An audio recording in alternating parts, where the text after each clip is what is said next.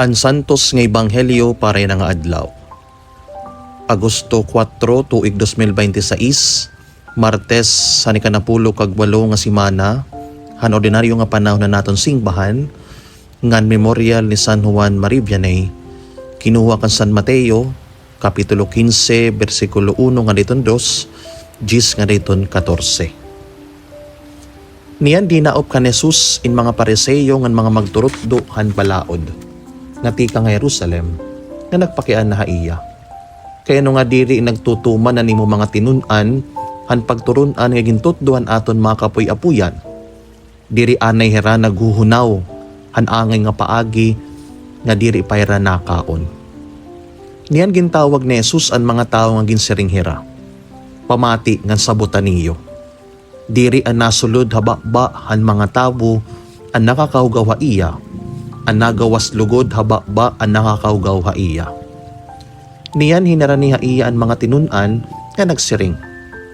Maaram ka ba nga napungot ang mga Pariseo han imo ginyakan? Binaton Jesus. Gagabuton ng tagsa nga tanom nga waray igtanom han akon amay halangit. Ayaw ka baraka haira, mga butahira, nga mga pangulo, ngan kun magtutugway in butahin igkasibuta, mauhulog hira nga duha, ngadto hin kali. An Ebanghelyo han Ginoo. Pagdayawon ka, Kristo. Haliputay nga pamalandong mga kabugtuan paray na nga adlaw. Mga kabugtuan din ang Ebanghelyo, gin-question han mga Pariseo he Jesus tungod kayan iya mga tinunan, waray sunod han tradisyon nga paghugas han kamot before kumaon. Pero ginpainomdom hera ni Jesus, nasaring Jesus, diri an nasulod habakba ang nakakaugaw hatawo, ang nagawas lugod habakba ang nakakahugaw haiya. In other words, mga kabugtuan, God is not concerned only with what is clean outside. Mas importante sa Dios kung ano ang aada hasulod han aton kasing-kasing.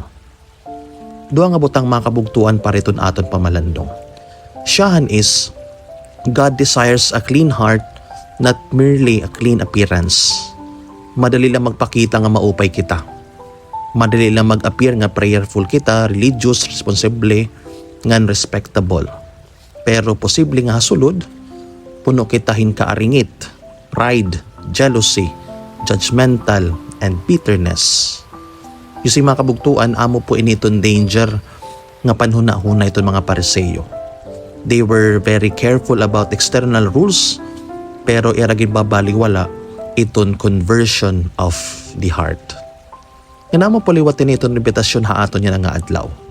Before we correct the faults of the others, let us first allow God to clean our own hearts. Nga mo poliwatin niya naging kinabuhi ni St. John Marivianey. Halaba nga oras aniya ginahatag para in pag-administer han sakramento han kumpisal. Dara kay hinyo maaram hiya that the people did not simply need to look holy, they needed to experience God's mercy.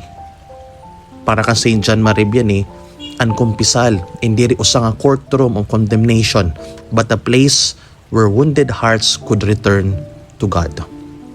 Mga kabugtuan, damo ina nga mga tao iton tired of being judged. Iton era kinahanglan is not other person pointing out their failures, kundi usa nga tawo nga who will lead them back to the mercy of God.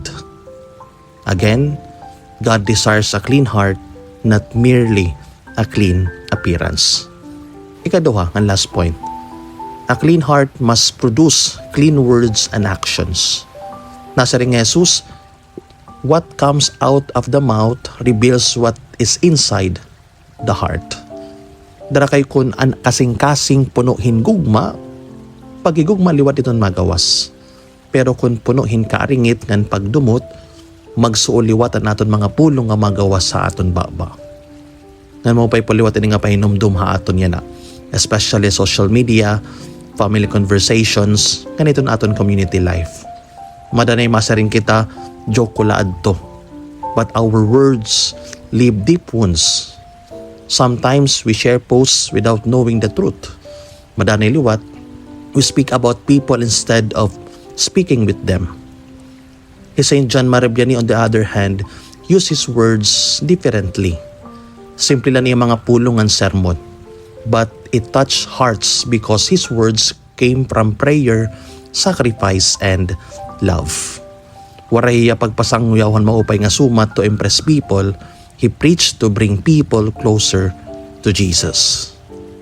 Nanamo puliwatin iton pakian ng ayat haton niya nga adlaw. Iton aton ba mga yakan, buhat, nakakahatag hinhiling or suol? Do they guide people toward God or do they push people away? Makabugtuan niya nga adlaw, kinimbitar kitahin pangaro hindo nga grasya tikang sa Dios. Siyahan a heart purified by mercy of God nga ni kaduha, a mouth that speaks with love.